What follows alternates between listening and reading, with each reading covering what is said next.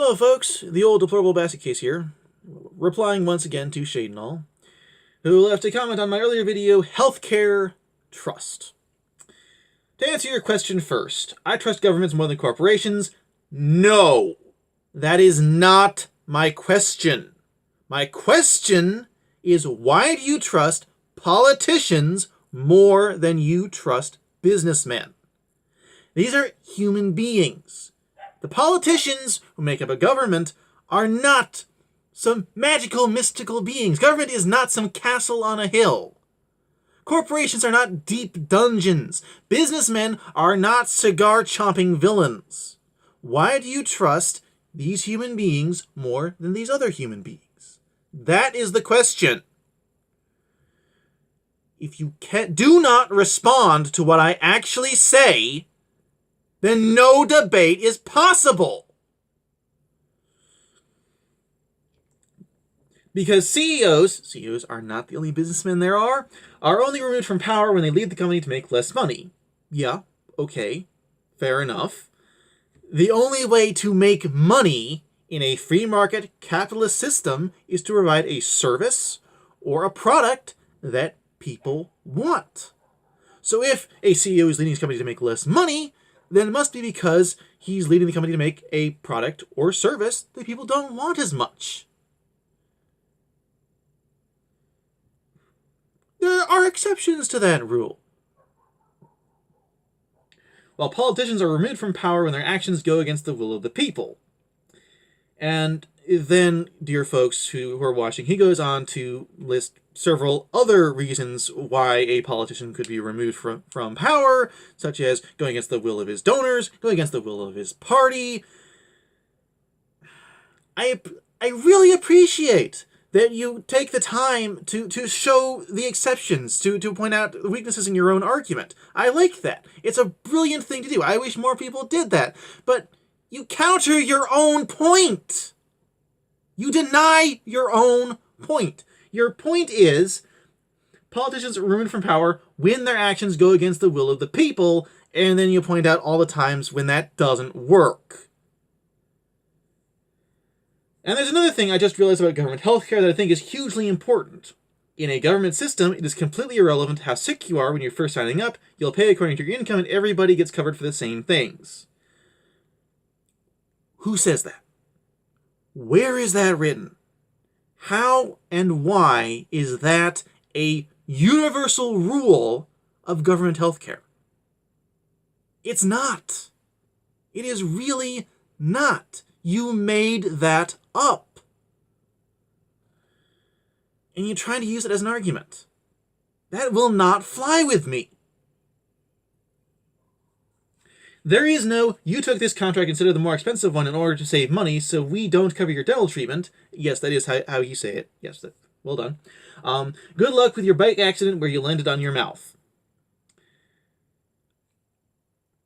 If you think, for one moment, that a government bureaucracy would not ever deny anyone financial support or treatment that they need in order to save money, then firstly, you have very little experience dealing with any government anywhere. And secondly, that is a stupid thing to think. It's an even stupider thing to say. Any plans you make in the real world based on that stupid assumption will fail. Another paragraph of the same. Yes, those corporations that keep their customers happy are the ones who keep their customers and thus succeed, and thus they try to do that. Up until a point when taking care of that customer costs more than losing that customer, unless their contract prevents them from doing that.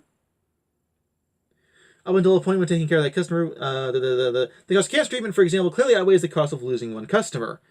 It depends a whole awful lot on the treatment, what it costs, what customer it is, what the situation is. You're trying to make a very subjective argument and saying that is a universal rule. It doesn't work. You're doing it again. Stop doing that. So that's what insurance companies try to do as much as possible. there are a lot of different companies with very different policies. Even if that story spreads around, everybody who's nominally covered against cancer will keep believing he's covered, even if at the end of the day he'd also be denied coverage for some absurd reason. Plus, obviously, the state monopolies don't exactly help with the incentive structure here either. I'm not sure what you mean by that. And to give some actual evidence, I mean, goody. I'm excited. Actual evidence. Great. Something I can sink my teeth into, something we can really debate. I'm looking forward to this.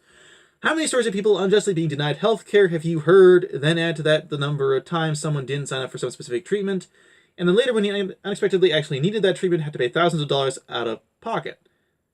That's not evidence. Maybe there's more evidence. Maybe you're just leading up to evidence. Now, in contrast to that, how many stories of people being denied coverage by Medicaid or Medicare are there? If there were any, conservative news outlets would have found them all by now, and that'd be the go-to argument for conservatives in any Medicare for all discussions. Instead, the argument is about waiting lines. That is not evidence! If you're just wanting to use that as an argument, make that argument, you could have done that! But that's not evidence! The thing with waiting lines is that really isn't inherently the fault of a government system. Which government system? It can be. In every government healthcare system that I know of, it is. I could be wrong about that in a particular specific government system. There could be government healthcare systems that I don't know about. They do not have large waiting lines specifically as a result of being a government healthcare system. But if you don't state an example, that's just hyperbole. State a government system that does not have these huge waiting lines. Okay? Make an argument! Waiting lines means there's so many people who need a certain treatment that the government has to prioritize who gets it first and who can wait. Okay. Certainly true enough, at least in many cases. A private system doesn't magically create more doctors who can execute certain procedures, it just changes the waiting line list. Okay. You could make that argument. It depends a great deal on what private system. Now, not the most needy get the help first, but those who sign up to the most expensive contract.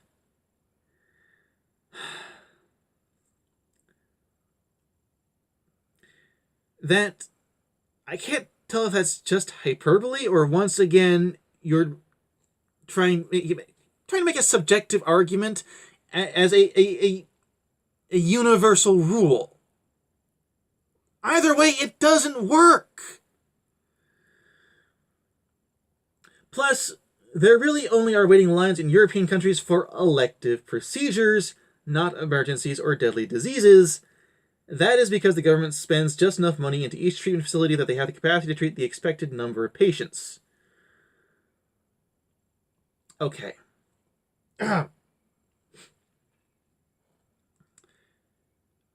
Elective, in this context, means literally everything that is not an emergency.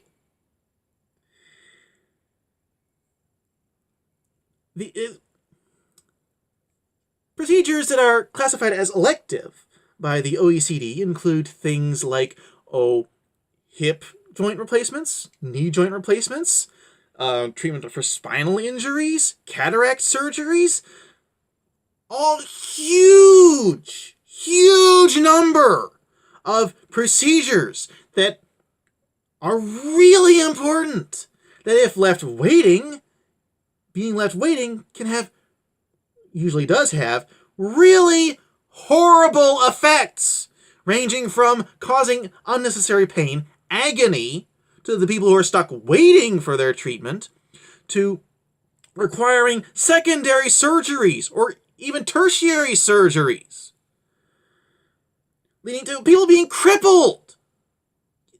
Bad things! You say that in European countries, there are waiting lines for everything that is not an emergency treatment. Okay. You say that is because the government spends just enough money into each treatment facilities that they have the capacity to treat the expected number of patients. No, that is not true, because the waiting periods for elective procedures, including a lot of procedures that should not be left waiting, the waiting times are increasing.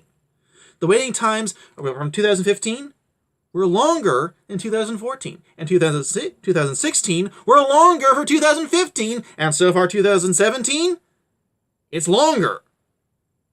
Okay, this is not a good thing. They are not spending just enough money. Governments are not spending just enough money into each treatment facility. It's not working. These are failing. Now, talking about all across Europe, okay? Europe is composed of many different countries, and some countries have different healthcare systems than other countries. So in some countries, it's not as bad as in other countries. But the OECD did a study across all of Europe. I'll try to put a link in the comment section below. And all across Europe, the waiting periods that people are stuck waiting for medical procedures are increasing, and they're having really horrible effects on people. In Canada, too. In Canada, people are waiting, on average, 20 weeks after a doctor's referral to get a procedure, or a scan, or an x-ray, or anything. People are left waiting for a very long time to get procedures that they need done. And incidentally, a lot of emergency procedures would not be emergency procedures if people got the procedures that they needed before they were emergencies.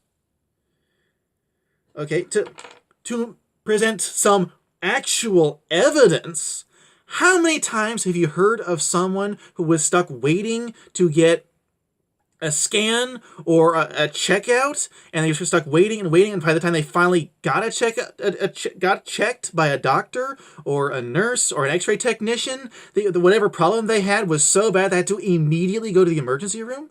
How many times have you heard that? Which is not actually evidence. But I hope my point is clear. And again, I say, answer my question.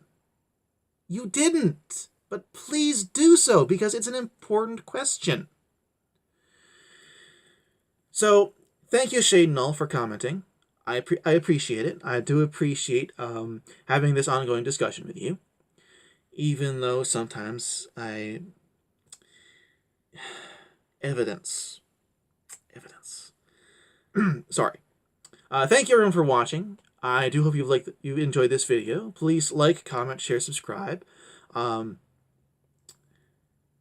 Null, please comment below. Please tell me what you have to say. Everyone else watching, like, comment, share, subscribe. Tell me what you think, or make a video and reply to this. Let's get a debate going. Debates are good. And that's all. Have a good night, and God bless.